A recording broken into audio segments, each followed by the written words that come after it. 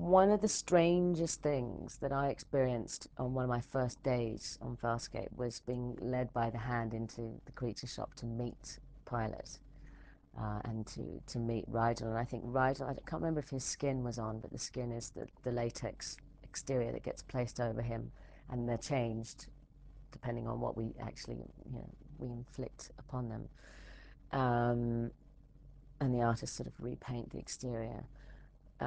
By season 2 or 3, they were getting so frequently slimed or dealing with food or whatever that they were being changed with regularity. And the work behind making those puppets come to life astounded me, from pre-production through to being on set.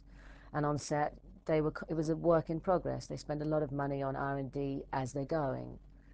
The Jim Henson company, they're constantly trying to refine the technology. So the animatronics in Rygel cost millions of dollars, I think, over several years of working on other projects to finally create Rygel as a character. 4 to 5 people on the floor would help bring in John Eccleston, his arm would be in the puppet, inside Rygel, and he would articulate the body and head. And there'd be people just sort of physically moving him in. They would have these special glasses that had cameras inside them so that they could see on the monitor, basically see what the directors were seeing so that they could position the puppet into the right place.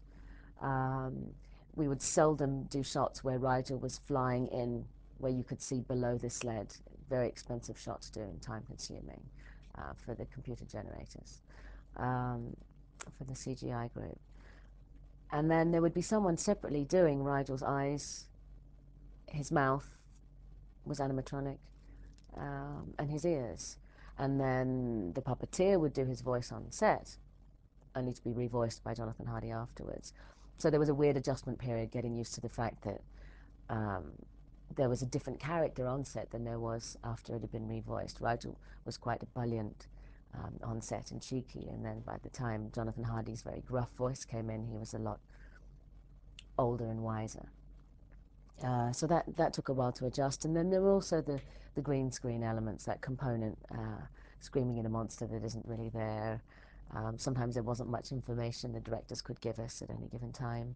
And what that does for an actor, I mean, the lesson I really learned was to sort of distill everything and to simplify it down so that the responses I'm giving they're generic enough that they could be applied to whatever gets placed in afterwards, but also having to conjure something that is real from the inside so that you're not hamming it too much.